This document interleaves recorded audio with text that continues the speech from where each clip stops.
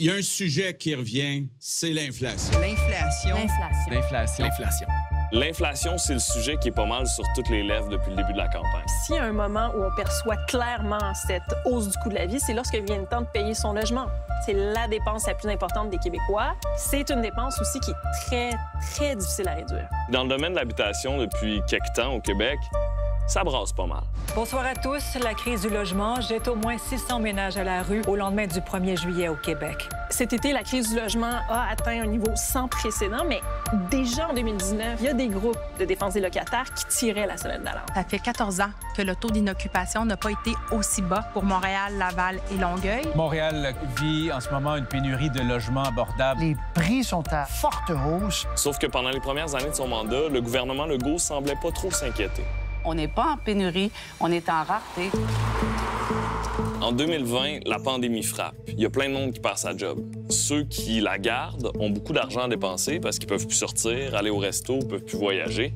Il y en a qui décident d'investir cet argent-là en immobilier. Et là, ça fait que le marché s'emballe. Ça crée de la rareté, ça crée de la surenchère. Et il y a une partie de la facture qui est refilée aux locataires. Plus rare et toujours plus cher. La crise du logement continue de prendre de l'ampleur au pays. Il y a une crise à cause de la marchandisation du logement. Les évictions de locataires sont en forte hausse au Québec. Il y a eu aussi un nombre important de rénovictions. C'est légal. Mais la question qu'on va se poser après, c'est est-ce que c'est moral? Le télétravail, ça fait en sorte qu'on a besoin de plus d'espace dans la maison et ça permet aussi de s'éloigner des grands centres urbains. Et ça vient déstabiliser des régions où le marché locatif était jusque-là équilibré. La crise du logement s'étend bien à l'extérieur des grands centres. Les gens fuient Montréal pour s'en aller dans les régions parce que les logements ne sont pas chers. Mais encore faudrait-il qu'on en ait à des logements. Pourtant, le premier ministre refuse de reconnaître qu'il y a crise. Je trouve que le mot crise est fort. Le premier ministre ignore complètement la pire crise du logement en 15 ans. Finalement, en 2022, le discours du gouvernement commence à changer. Dans certaines régions, certaines municipalités, il y a une situation de crise du logement. Le gouvernement le reconnaît, il y a une crise. Il annonce des nouveaux projets de développement de logement social et de logement abordable et il débloque une aide d'urgence pour ceux qui peinent à se trouver un logement. 634 millions. 77 millions. 395 millions. Et là, juste avant la fin de son mandat, le gouvernement de la CAQ adopte le projet de loi 37. Québec veut donner plus de pouvoir aux villes. C'est sa réponse à la crise, mais c'est loin de satisfaire les organismes de défense des locataires. Le projet de loi 37 n'apporte aucune solution à la crise du logement que traverse le Québec actuellement. Je vous rappelle que les locataires représentent 40 de la population québécoise. Non seulement les locataires ont des loyers élevés, mais en plus, ceux qui veulent quitter le marché locatif ont beaucoup de difficultés à s'acheter une propriété. Ce sont les jeunes, surtout dans les grandes villes, qui sont pénalisés. Moi, je peux pas me payer une maison à 250 000 dans la vie, je suis seule pour la payer. Rendu là, la question qui se pose, c'est qu'est-ce que Québec peut faire pour contrer la crise du logement?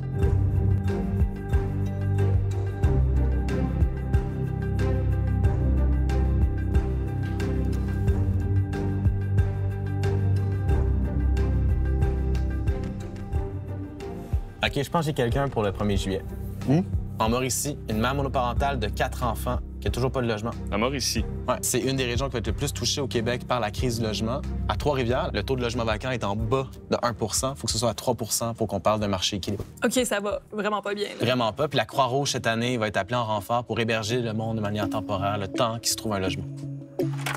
Salut Diane. Oh, ça va? Ça va et toi? Oui. Tiens. Oui, c'est moi. Je reste ici depuis le 3 juin parce que ça faisait 6 mois que je cherchais, puis j'ai rien trouvé. Rien ni dans mes prix, ni dans mon secteur.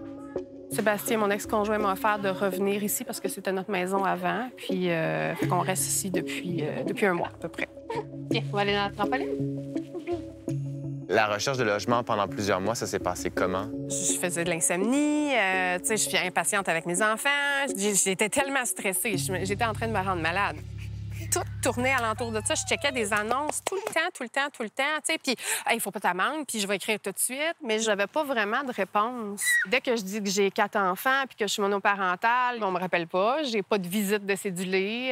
Tu sais, même si je dis que j'ai quelqu'un qui peut signer en garantie, que j'ai un bon emploi, un bon salaire, Je suis monoparentale, fait que c'est comme vraiment ordinaire. Pourquoi? Mais non, saute avec ta sœur. J'avais appelé un monsieur qui louait une maison à Saint-Élie. C'était vraiment très grand, mais il disait que maximum 4 personnes, juste parce qu'on est comme 5. Ah non, vous êtes vraiment trop. Je dis, ouais, mais on n'est pas 4 jeunes de 20 ans qui vont faire le party. C'est mes enfants. Je sais pas pour les mettre sur la corde à linge, mais on était trop. Fait que j'ai même pas pu aller la visiter. Je le dirai plus. Tu sais, si c'est mon seul moyen d'avoir une maison, un loyer, ben je vais m'inventer un conjoint, je vais m'inventer pas d'enfant, je vais faire ce qu'il faut. Mais il me faut un logement, il me faut quelque chose, tu sais. Aller dans la poubelle de recyclage? Vas-y, sans les pieds, Simone. Je comprends pas pourquoi il y a rien qui se passe. On attend que les gens se retrouvent tous à la rue, qu'ils fassent tous faillite. C'est la base. Se loger, c'est la base de tes besoins dans la vie. Puis si t'as pas ça, comment tu fais pour t'émanciper? Comment je fais pour être une bonne mère équilibrée avec mes enfants quand je sais pas où je vais rester, tu sais?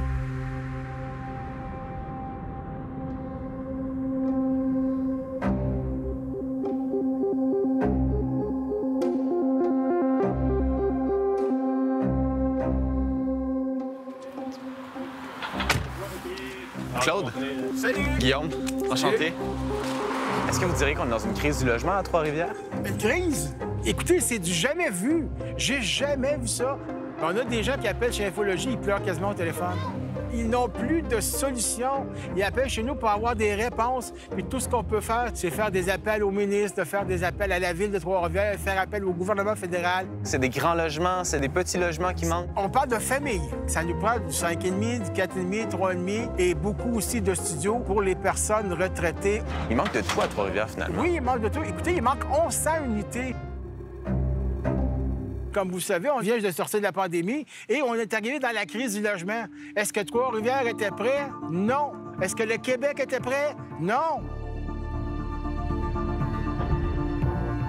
La crise, on pouvait la voir venir depuis au moins 1 an. Au moins, minimalement. À Trois-Rivières? Bien, à Trois-Rivières comme ailleurs au Québec. Qu'est-ce qui explique la crise du logement à Trois-Rivières en particulier? Bien, ce qui l'explique vraiment, c'est qu'il y a beaucoup de gens qui arrivent de l'extérieur parce que, par exemple, sont en télétravail et qui ont vécu la crise pandémique et qui se disent, bien, Trois-Rivières, c'est accessible, c'est abordable. Donc ça a créé une pression quand même et ça n'a pas pris beaucoup de gens, pour être honnête, pour changer la donne ici à Trois-Rivières et générer une crise quand même significative. Et en même temps, ça n'a pas juste amené des gens, ça l'a amené des spéculateurs.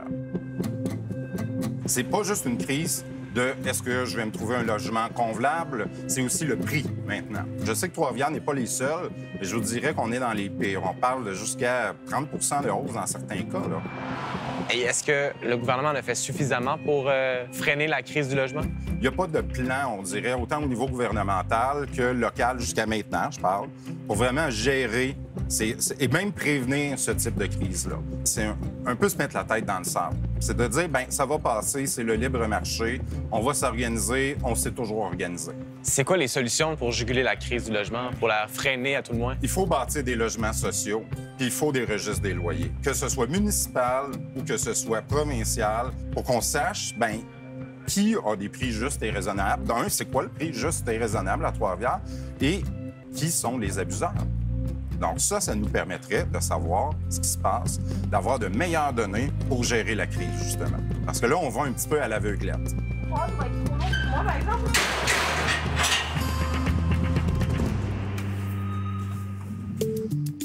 Le printemps dernier, le gouvernement a finalement reconnu la crise du logement dans certaines régions. Mais à part l'avoir reconnu, qu'est-ce qu'il a fait concrètement? Il a sorti le porte-monnaie. Il a débloqué des fonds pour boucler les budgets de projets de logements sociaux et abordables qui tardaient à aboutir. Il en a aussi financé des nouveaux. On s'entend, c'est rien qui va régler la crise du logement du jour au lendemain. Et d'ailleurs, il a dépensé aussi quelques dizaines de millions de dollars en aide d'urgence pour la crise du 1er juillet. Mais une des mesures les plus structurantes qu'il a mises en place, c'est un projet de loi, le PL 37. Bonjour, chers collègues. Nous débutons le dernier projet de loi 37, pour adopter certaines mesures en habitation. Alors, on parle du droit de préemption dans les municipalités et dans les MRC. La loi, parce que le projet de loi a depuis été adopté, donne le droit de préemption aux municipalités. Ça, c'est le droit d'être première acheteuse sur les propriétés qui se vendent sur son territoire. OK. Là, ça, c'est sûr que les municipalités étaient hyper satisfaites de ça. Oui, parce que ça leur permet de mettre la main sur des terrains stratégiques pour le développement de logements sociaux, notamment. Justement, ce qu'on a besoin, c'est de créer des logements en ce moment, de rétablir l'équilibre entre l'offre et la demande, particulièrement en logement abordable et communautaire. Mais je pense que ça peut être un outil là, qui peut nous aider davantage. Sauf que les groupes de défense des locataires, eux, sont vraiment pas contents. Selon eux, cette loi-là n'offre pas de véritable solution à la crise du logement. Ce projet de loi-là, c'est un projet de loi qu'on considère tout à fait mineur, pour ne pas dire insignifiant en regard de l'ampleur de la crise du logement dans laquelle tout le Québec est plongé actuellement. Ce que les groupes de défense des locataires demandent, en fait, c'est un registre. Oui, un registre des loyers. Ça permet à un locataire de savoir combien le locataire d'avant payait. Donc, c'est un outil pour éviter les hausses abusives. Mais ce qu'ils veulent aussi, c'est un contrôle du prix des loyers. OK. Comment ça marcherait? Actuellement, comment ça fonctionne, c'est que c'est au locataire de contester une hausse de loyer qui juge abusive. Ce que les organismes de défense des droits des locataires veulent, c'est d'inverser la responsabilité. Donc, ce serait à un propriétaire de justifier une hausse qui serait plus élevée que ce que recommande le tribunal administratif du logement. Ça rendrait aussi beaucoup plus complexe de faire de la spéculation immobilière en sachant que les loyers sont fixés à un tel prix puis ils ne peuvent pas bouger. Ça en viendrait vraiment mettre du sable dans l'engrenage des hausses spéculatives qu'on voit sur le marché actuellement. Les regroupements de propriétaires s'opposent aux demandes des locataires. La ministre de l'Habitation sortante a déjà fermé la porte à un registre des loyers. Ça fait un bout de temps de ça. Et donc, le projet de loi 37 a été adopté, mais sans les demandes des locataires. Donc, on est dans une crise du logement dans certaines régions. On est dans une crise d'abordabilité aussi dans plein d'autres régions. Mais la question, c'est comment on en est arrivé là? C'est Hélène Bégin, économiste principale chez Desjardins, qui va répondre à ça parce que je n'ai pas les qualifications requises.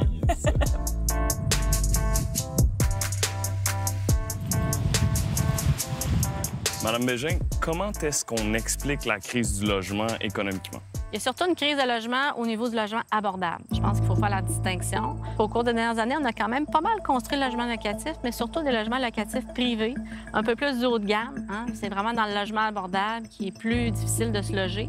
La PCHQ estime qu'il manque au Québec environ 37 000 logements abordables, logements sociaux, si on veut. Là. Il y a un engouement pour l'investissement dans le logement locatif ces dernières années, mais est-ce que ça a un rôle à jouer dans la crise du logement qu'on voit actuellement? C'est certain que plus la demande est forte, plus il y a une pression qui est élevée au niveau des loyers. Donc, on voit que depuis quelques années, là, la hausse des loyers est un peu plus rapide. Là. Il y a la crise du logement, mais d'un autre côté aussi, j'ai l'impression qu'on voit des problèmes d'accès à la propriété. Qu'est-ce qui explique ces problèmes d'accès à la propriété? Les prix ont énormément monté au cours des dernières années, surtout avec la pandémie. On ne pouvait pas trop sortir, donc ça faisait quand même une partie du budget qui était disponible pour l'accès à la propriété.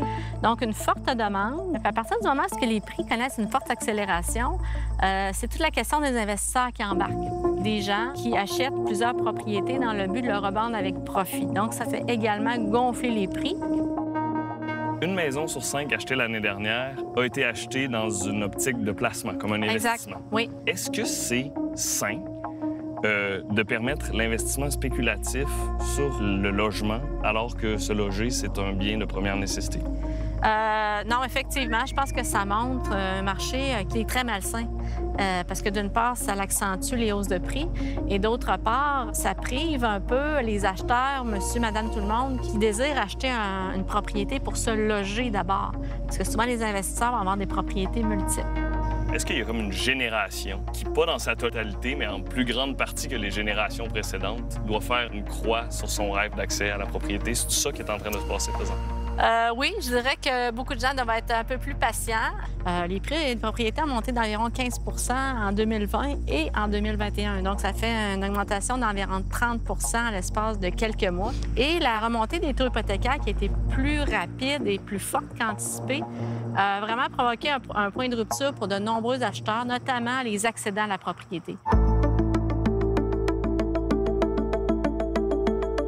J'imagine que si les premiers acheteurs ne peuvent pas acheter, ils restent locataires, puis ça a un impact sur la crise du logement aussi. Exactement, exactement. Donc, c'est l'impact indirect, si on peut dire. Ça va créer une pression additionnelle sur le marché locatif. Le gouvernement québécois, c'est quoi les leviers dont il dispose pour soulager la crise du logement? Le gouvernement du Québec peut mettre plus d'argent, des enveloppes plus importantes au niveau des budgets pour les logements plus abordables.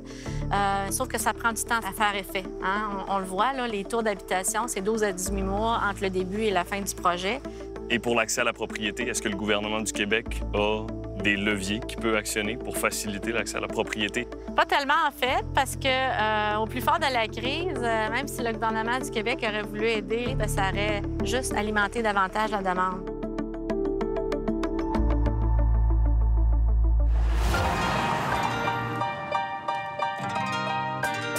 Est-ce qu'on continue sur la rue, là? On pourrait aller loin. Est-ce que vous êtes locataire ou propriétaire? Locataire. Propriétaire. Locataire. Locataire. On est propriétaire. En fait, on est collectivement propriétaire. Avec l'augmentation des loyers puis ma situation d'étudiante, c'est vrai que ça peut... Maintenant que tu m'en parles, ça me stresse. Chaque année, ça monte, mais notre paie, comme les travails, ça reste le même paie. Juste ici, un 3,5 à 1 340 affiché, je trouve que ça n'a aucun sens. J'ai un propriétaire qui est honnête puis j'ai un loyer qui est décent. Mais je m'imagine quitter un jour, je pense que je serais plus avantagée financièrement de rester locataire. Juste ici, il y a un duplex à 1,5 million d'affichés. Fait que je sais pas qui peut se payer ça. Là.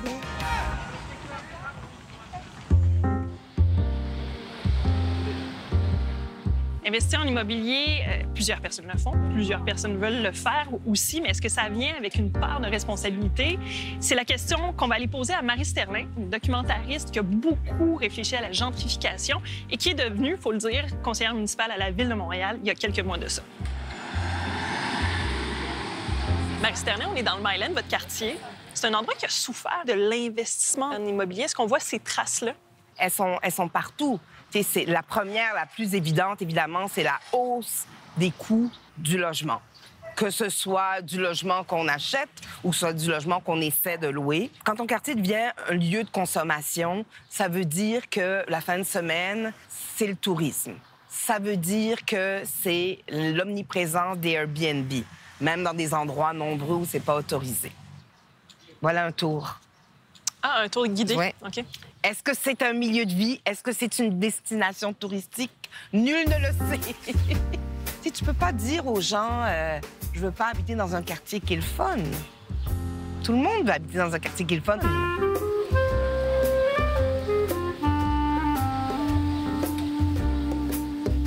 Alors, c'était des maisons qui étaient construites pas par des professionnels. C'est quelqu'un qui arrivait avec sa truelle, le beau-frère, il faisait la maison. Forcément, ces bâtis-là se sont dégradés avec le temps. On ne peut pas vivre dans les logements tels qu'ils étaient à l'époque. Donc, il faut rénover.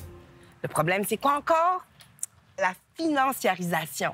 C'est pas rénover pour mettre à la rue. C'est pour mettre à la rue.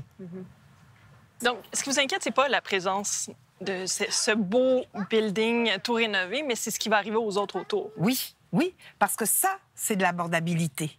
Le plus grave problème, c'est l'érosion de l'abordable. Avant, tu te faisais pousser du quartier ici, tu pouvais aller dans un autre quartier où au moins il y avait des services dont tu avais besoin. Là, maintenant, les gens sont obligés d'aller dans Châteauguay. Je resterai locataire ici parce que j'aime le quartier, mais avec un bébé, c'est stressant de dépendre des propriétaires. On ne sait jamais à quoi s'attendre, fait que je préfère acheter puis quitter le quartier.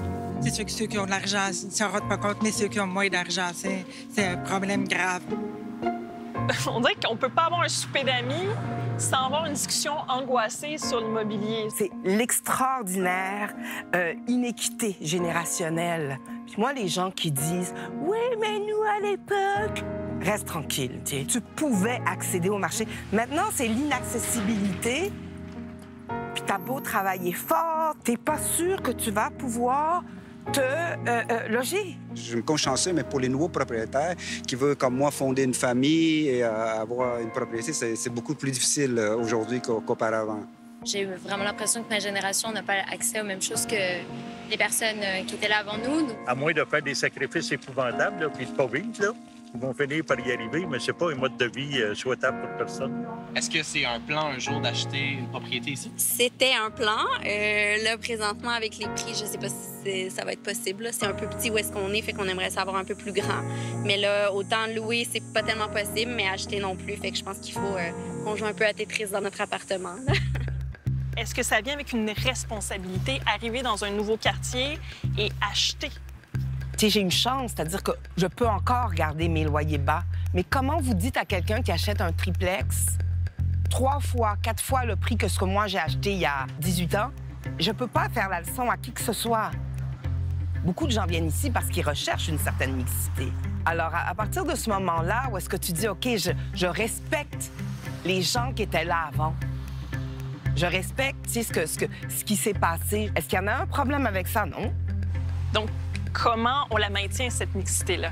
Il y a toute une responsabilité puis qu'on doit prendre, puis qui relève de la gouvernance. C'est notre perception du logement qui doit être revue de fond en comble. Et c'est à tous les paliers. On a laissé aller ce phénomène-là de l'habitation comme investissement plus que milieu de vie. Il faut réfléchir à ça. Qu'est-ce que c'est qu'un logement?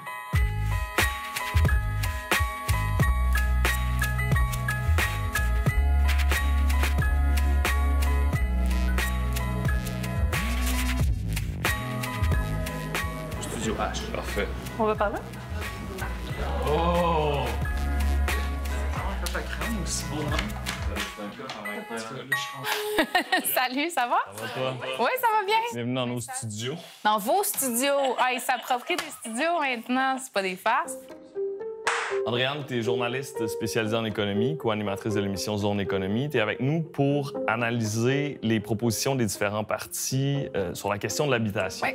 C'est quoi l'essentiel de ce que proposent les principaux partis là, pour régler la crise du logement? Ben, c'est assez simple. Il n'y a pas assez d'habitation. On va en construire. C'est ce que proposent, en fait, à peu près tous les partis, avec des chiffres qui diffèrent de l'un à l'autre. Là, la CAQ, par exemple... On s'engage à construire 11 700 logements sociaux et abordables dans le prochain mandat. La CAQ, d'ailleurs, est la seule organisation politique à mettre un chiffre sur cette promesse-là, 1,8 milliard.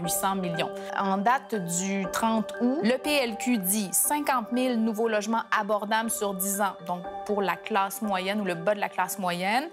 Québec solidaire, 50 000 logements sociaux éco-énergétiques en 5 ans, donc vraiment des logements destinés à des gens au moins nantis, si vous voulez. Le PQ dit 10 000 logements sociaux tout de suite et 5 000 par année par la suite. Ça donne autour de 30 000 logements. Il n'y a pas de solution si on n'augmente pas la construction de logements sociaux. En fait, il y a seulement le Parti conservateur qui dit pour l'instant pas avoir l'intention de subventionner ou d'appuyer la construction de logements. Puis les 4 autres partis pensent qu'il faut prendre l'argent des contribuables puis investir dans du béton. Au Parti conservateur du Québec, on pense pas que c'est la meilleure façon d'aider les gens. Mais là, ce que vous voyez, c'est qu'il y a des écarts entre les promesses. Est-ce qu'on est à 10 000, 20 000, 30 000? C'est quoi la bonne solution?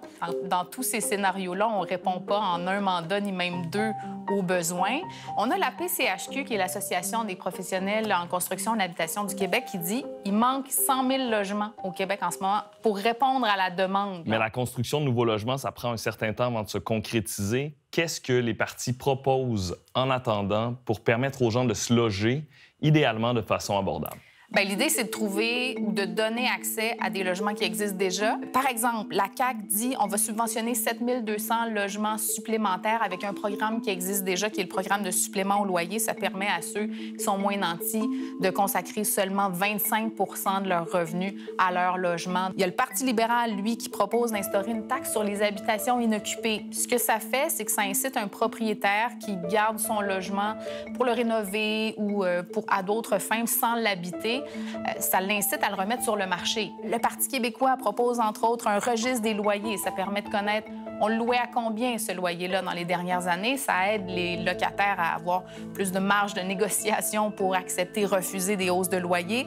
Québec solidaire aussi a un registre, mais je dirais même un contrôle obligatoire des loyers. Il faut rendre illégales les hausses abusives de loyer. Il y a un mécanisme qui existe en Ontario. On veut le répliquer au Québec pour s'assurer que ce soit plus aux locataires d'aller se battre contre vents et marées face à la Régie du logement pour contester une hausse qui est, à première vue, abusive. Québec solidaire aussi veut qu'on protège les gens contre ce qu'on appelle les rénovictions, quand un propriétaire retire du marché son appartement pour lui apporter des améliorations qui parfois sont nécessaires, c'est vrai, mais en profite par la suite pour hausser nettement le loyer et ça rend ça tout à fait inabordable pour la personne qui l'occupait.